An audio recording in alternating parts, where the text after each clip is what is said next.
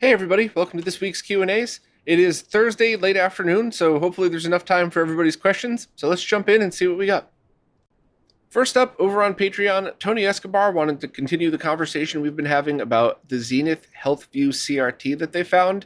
And that was just a CRT that was most likely one that was hanging from the ceiling of a hospital room for people to be able to watch TV and stuff while they were in there. And they said that they connected their console through the DVD VHS device that connected to it, the matching one that went with it. And they were wondering if the input signal through that player got degraded to the TV through the RF hookup.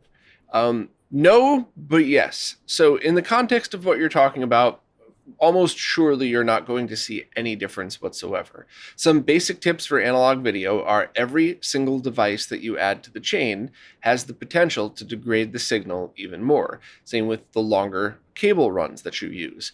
And if you were talking about something like a flawless RGB signal going to a scalar going to 8K, yeah, you might start to notice a little bit of differences going every time you add something to the line.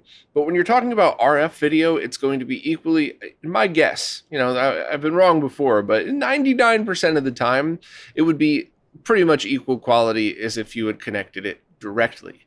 And I worded it that way very specifically because I've shown videos before about how RF looks in the middle of a city like Manhattan versus RF in the burbs on the same exact setup with no wireless interference around you. So the best answer to that, to your specific setup, is running it through that combo player in RF or even composite should look about the same as running RF directly into the TV. So that's certainly something to consider. The only thing you might want to try is if you get a lot of interference on the screen, try composite direct and then try RF direct and see if there's a difference. But if you're not in the middle of a major city, then you probably wouldn't have to worry about that. Also, that you mentioned the combo player, the DVD VHS combo player, also has S-video and component video outputs for the DVD player side of things. That was super common. What was most likely the case, 99.9% the case, is that Zenith just bought something from a contract manufacturer, slapped their logo on it, and called it a HealthView. But it was essentially a consumer grade model that was designed for exactly that. And unfortunately, a lot of those were very lazily built, where it was essentially just a DVD player and a separate VHS player in the same exact package. And sometimes they didn't even share composite video outputs. Other times they shared composite and RF outputs, but the S-video and component was separated because there was no scaling chips or anything in them. So it's not a bad thing to have one of those. I just want to always make sure you know what it is that you have there. So yeah, that it makes sense that that would be the case because Zenith wouldn't want to start production on that from scratch, and they would have just hooked everything up through the RF or composite jack anyway. Next, are there such things as HD15 to composite cables to connect your analog DAC and Mister? So that's the conversation we've been having quite a bit in these Q&As and live streams and everything else about converting RGB, or I guess HDMI, depending on your setup, but basically going from RGB to composite or S-video. If you want to go back and listen to any of those others, I went into great detail, but I'll just skip to the end for this one. Going from RGB to S-video, and even VGA, as long as it's 15 kilohertz to S-video, you can get some good devices that'll be fine. It's not going to be as good as native S-video generated from whatever device that you have, but it'll be fine. RGB to composite video is a nightmare and will almost never work perfectly. The only time it would is if you have something like very specific cores from Mister. Please check out that live stream. Or even things like the Retro Castle adapter with the variable capacitor on the back. So if you want more information on that, maybe just skim through the other ones and other Q&As and posts and stuff and see if you have your answer. And if not, feel free to ask and I'll gladly re-explain it. Next up, McNugget Fiend recently dusted off their PlayStation 3 and Move controllers that were sitting in a closet since basically 2010 when they got them as a gift.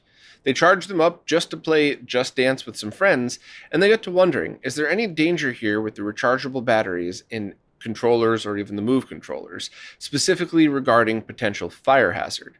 They had an old phone that they had to recycle because the battery was inflating over the years. They were sitting uncharged for a little over a decade in the closet.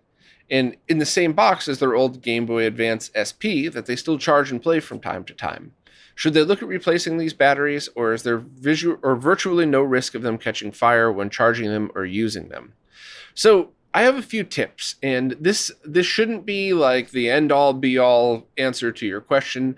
These are some basic tips to keep in mind, and you're going to have to do a little more research, and it's also going to be situational. But if you're talking about things that came directly from the factory, not aftermarket batteries, you should kind of do some searching, and you'll find that some of the PlayStation portable batteries, I can't remember if it was the Vita or the PSP or both, those would expand over time, and those would actually crack the case. And I can't remember if I've heard cases of them exploding or anything like that, but that's kind of a known thing. So some basic internet searching should get you the answers to those. As far as PlayStation 3 controllers, I've never heard of that happening with those, maybe with aftermarket batteries, but you definitely want to look that up. If it's something like a rechargeable Eneloop, AA battery, whatever else, always take those out. Always, always, always. Because I've had batteries less than a year old that started to leak, which is weird. Name brand good batteries. And, I've also found stuff that's been in a box for 20 something years and opened it up and the batteries were totally fine and, it wasn't leaking or anything like that. So it's kind of a good practice. If a battery is removable, just take it out. But for stuff like a PlayStation 3 controller where you'd have to disassemble the whole thing, I would do some searching around to double check. But if it's not a known issue, I certainly don't think it would be a fire hazard. And I don't know if expanding or anything like that would be an issue. But that's something you're definitely going to have to take a look at on a case-by-case basis. Now, when you're talking about third-party aftermarket batteries, anything goes. I used to work with a guy a million years ago who was on like local TV because he had his cell phone plugged into the charger and he was like just playing with his phone, laying in bed before he went to sleep.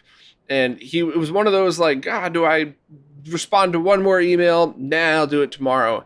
And he puts the phone down, rolls over, and the phone explodes. And, not like pop, like caught fire, burned his end table, like an explosion. And if he had just said, oh yeah, one more email, that would have been in his hands when it exploded. I'm laughing, nervous laugh, not laughing at the person I used to work with for almost having their hands explode, but it turns out that the battery that was purchased was a cheap knockoff. Once again, why you never buy clones.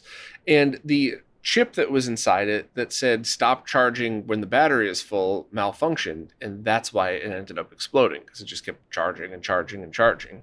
So while that is a bit of an extreme scenario, it's totally possible with any battery, but especially third-party knockoff style.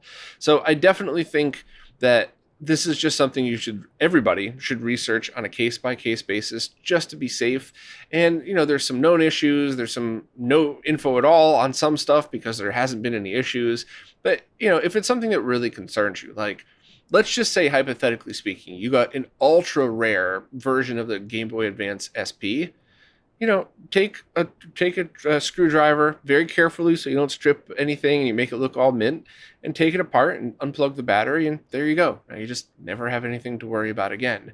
But something like a PlayStation 3 controller, I've had mine for a long, long time, and I don't leave it plugged in, but I've never taken it apart for the purpose of making sure that the battery was safe.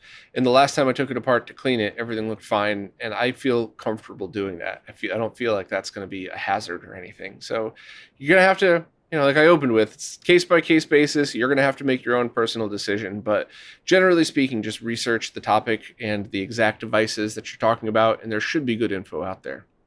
The PASC was looking for a low-latency Bluetooth audio transmitter to use with their PVM setup and their Sony M3 Bluetooth headset.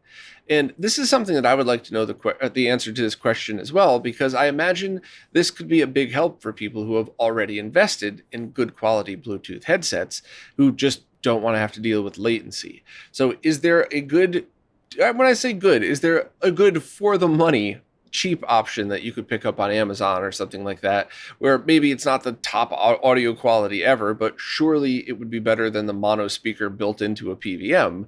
And of course, I'm always interested in good mid-range stuff. An example I like to use is the Shipmodi DAC. Yes, that's really the name, because that was under, I think it was about $200, and it performs way better than most digital to analog audio converters in that price range. And yes, I know that you could go to the same company's shit and get a decent headphone amp, but then you'd also have to go out and get a different set of headphones. So you could very easily end up spending a lot more money to just start over and be wired. And I really want to know if there is a decent solution for people that just already have good Bluetooth headsets that they want to use. So does anybody out there have a recommendation? Does anybody out there have something that they would suggest? I have used stuff over the years, but it was really bottom of the barrel stuff that I wanted to rig up for when it was late at night and I wanted to watch TV without waking anybody up. So I rigged all that together, and I used some crappy earbuds, and it wasn't about quality. It was just about being able to hear the TV without turning volume up, outside of my head. So does anybody have any good advice for this or any suggestions? I would definitely like to know the answer. Oliver Clear recently picked up a Sega Game Gear and Atari Lynx and was looking into options to consoleize both of them. They wanted to do it in a way that preserves the original shell and form factor, though, not turn it into like a console version.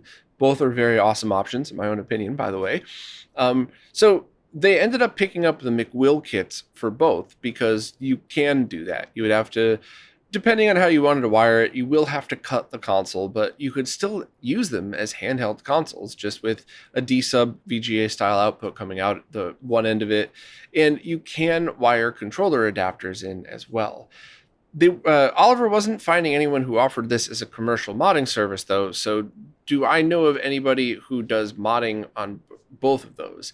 And I don't know for sure. I certainly know tons of people that could do it. They have the skills, but I don't remember off the top of my head which mod shops are able to provide that. The only thing I could suggest is if you're going to do the controller mod for the Sega Game Gear, make sure that you use the one that will work with a Genesis controller, not just the modified Master System controller. And it's pretty much the same installation. You don't really have to do that much more, but it's a different board. So I would definitely look into that and see who's got it. The last I checked into that was years ago, and there was a whole drama thing of somebody stealing somebody's design. So I don't really remember which is the right one to buy today. But as long as it says compatible with a Sega Genesis controller, meaning that you could use the start button on your Game Gear the same way you would just use the start button on your Game Gear, that should be fine. Now, for the Lynx, I don't think I've ever tried to do that. So I would love to ask all of you, does anybody have any suggestions for that? Could you provide, I guess YouTube blocks almost all the links. So maybe you could just describe what it is and, console 5 space dot space com space Game Gear controller, something like that. So it won't get picked up in the filters, but I would love to know if something like that exists. And also, Oliver was able to pick up a Triad power supply to work with the Game Gear, but couldn't find any adapters to work with the Lynx. And they were wondering if it was safe to use a generic cheap adapter, if they should get one of the original Lynx power adapters, or whatever else. So, as all of you know and are probably sick of me saying, I have very serious trust issues with power. And that is from experience. That is not tinfoil hat. I've had a lot of things happen in my career, both in retro and in the other stuff, where bad power adapters just destroyed things, caused all of these problems. So I will never, ever use some cheap generic thing from Amazon or eBay or anything like that when it comes to power supplies. Now, would it be better to get the original Lynx one or something like a Triad? For me personally, just my opinion, I'd rather go through the trouble of finding the correct pigtail in order to use a Triad. And I don't know if Castlemania Games has one listed. Maybe Firebrand X has one on his sheet. Maybe somebody traced that down. All you would really need to know is if it's center positive or center negative, the voltage tolerance of the Lynx. So you just find the original Lynx power adapter and read the voltage off the side. and then the barrel size. The PASC chimed in and found that the barrel size is probably 3.5 millimeters by 1.35 millimeters with center positive.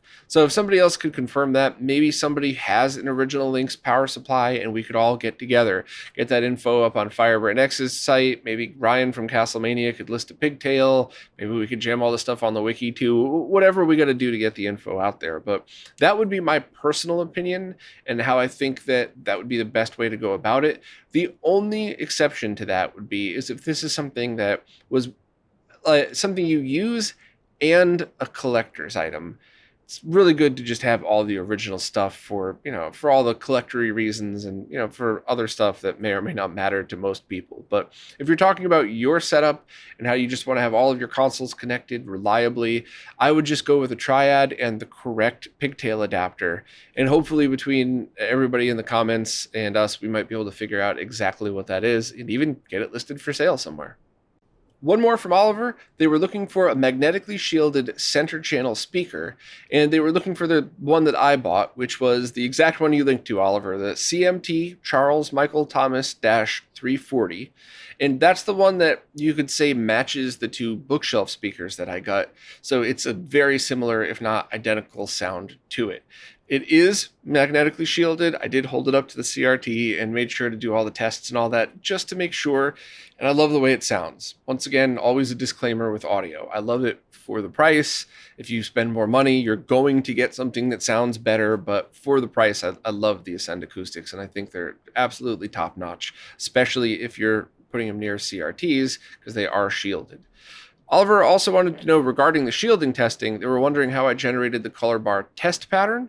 That's the 240p test suite, the free software from Artemio. So as long as you have a ROM cart, any ROM cart for any console, you should be able to load that up and put it on your CRT, and that's it. One quick tip with that, though. Color bars or white screen, you should do the test twice, once with each. And I also think that if you really want to be sure, especially if you have to use a non-shielded speaker sort of near your setup, set up a camera, even your cell phone, but set it to manual mode, hit record, and then walk over to your CRT and wave the speaker around it with both the white screen and then the color bars on. Because that's how I determined that my subwoofer wouldn't work in the corner over there. Because obviously when I picked it up and walked by, the all white screen went purple as I walked by. But when I put it on the ground, I'm like, looks like an all white screen. So I set up my camera, put it into manual mode so the colors and the brightness didn't change.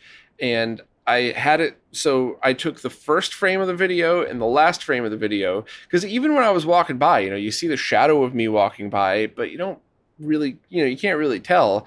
So when I compared the first frame to the last frame, there actually was a color difference. It just was very minimal, but that could cause damage slowly over time. So if you do have to end up with an unshielded subwoofer or something, I would definitely suggest doing that, which is a pain in the ass. But hey, for a couple minutes worth of work, isn't the peace of mind worth it?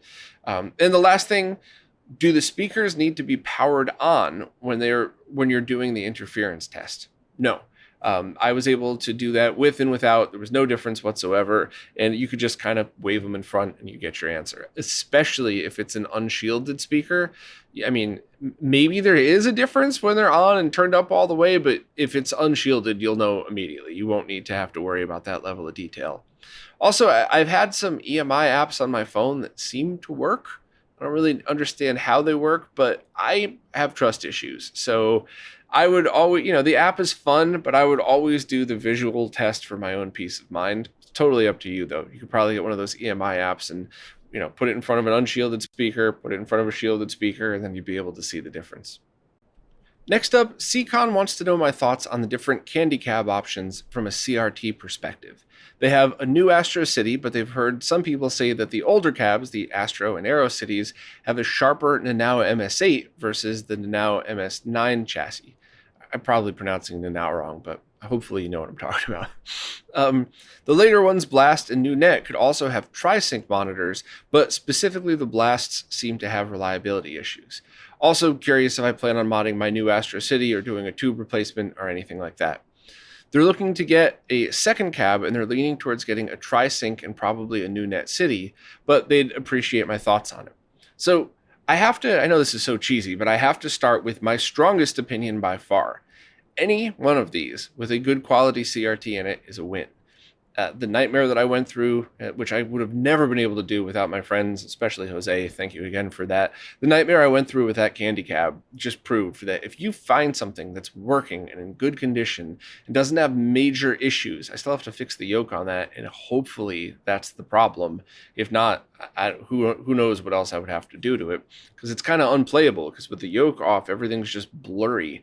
So if you find something that you could see with your own eyes and you could sit in front of, and all right, maybe the buttons are messed up, fine. Buttons, anybody could swap themselves, but the important parts, the CRT, the chassis, the power supply, is everything working? Is there fold over? Is the yoke twisted so you get the RGB colors off-centered, getting that weird blur that I have? Is the image sharp or blurry? Is there burn-in? If you find one that you think looks great, you've won. Period. End of story. End of discussion. So that strong opinion aside, I'll tell you what I've heard and what I've seen. I have absolutely seen that the older 15 kilohertz only chassis can be a lot sharper, and I still cannot for the life of me understand why. I'm sure there's a technical explanation. I'm sure maybe if it was explained to me by the right person, I would get it, but it doesn't quite make sense to me.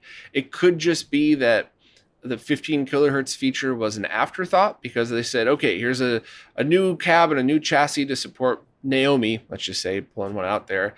And oh yeah, by the way, let's throw 15 kilohertz support in if they want to use older motherboards, but this is really for the new stuff. That's very likely. And that might not be the answer. I could be dead wrong about that, but that in the world of electronics is extremely likely.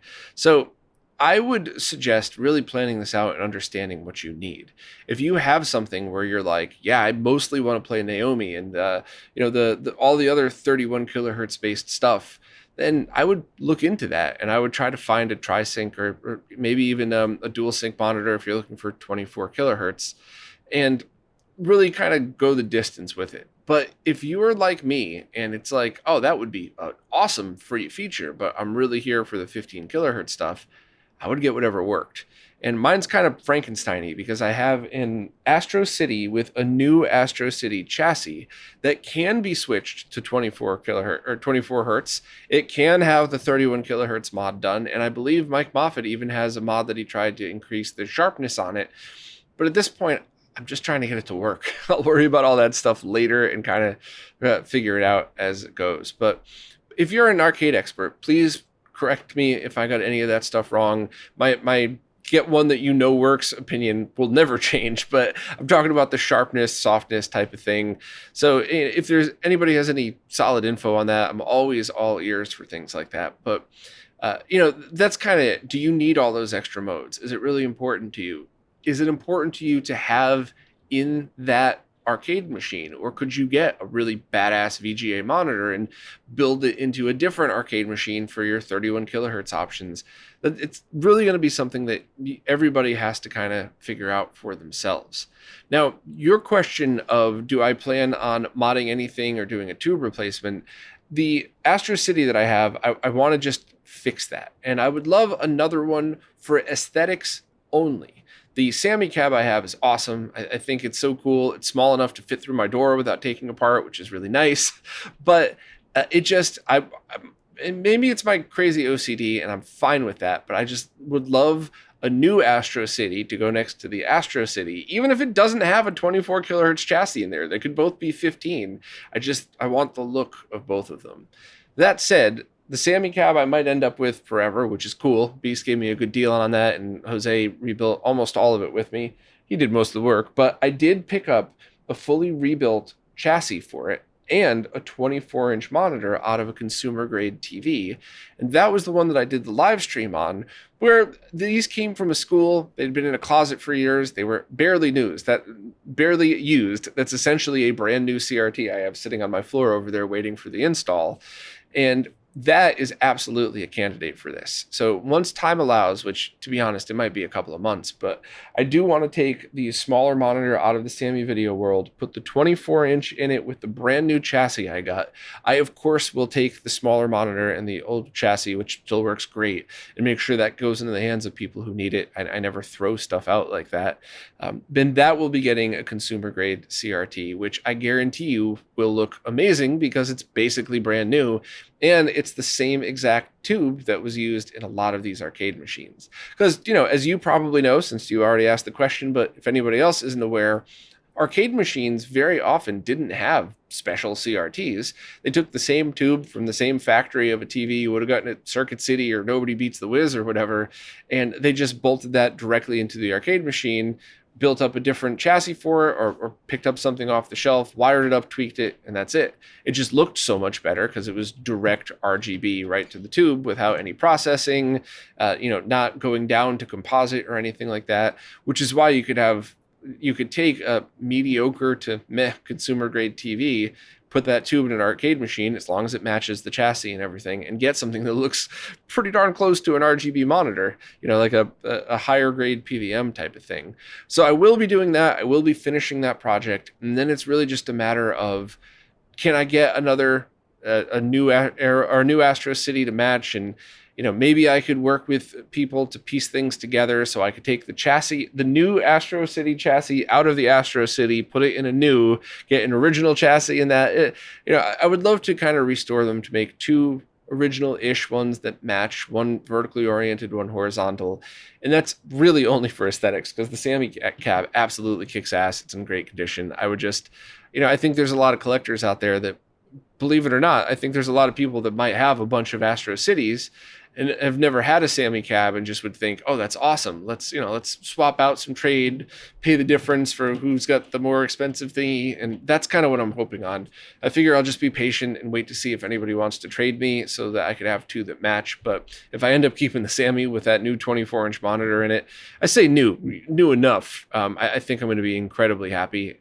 I don't know which ones would be compatible, which consumer CRTs would be compatible with any of the Astro Cities, but that's definitely something you would want to look into.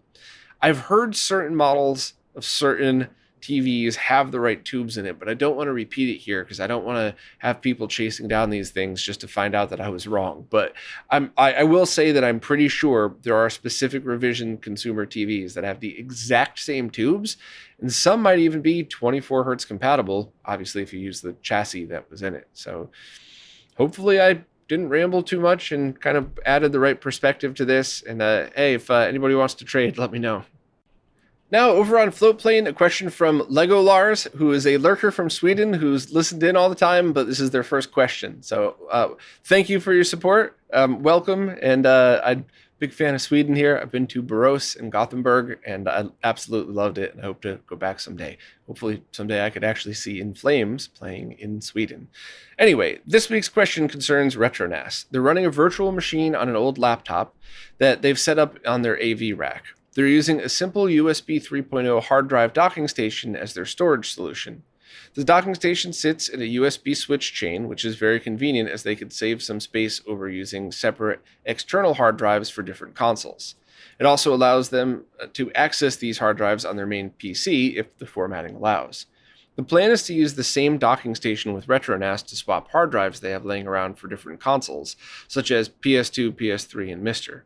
They're currently only running RetroNAS on a 2 terabyte hard drive, which exclusively holds PS2 games. This leads to the problem they're having. They can't access the RetroNAS VMDK file to launch Debian without the PS2 hard drive. So I don't know if your setup is going to flow the nicest with RetroNAS. What you absolutely could do is load it onto a USB stick, grab the cheapest SSD to go inside that laptop. I'm talking $20 SSD from Amazon type of thing. You don't need speed, you don't need tons of space, but throw an SSD in and load RetroNAS on that. And then after RetroNAS is loaded, then you could connect your USB hard drive. But the question that I have is, will the file system layout work in this setup?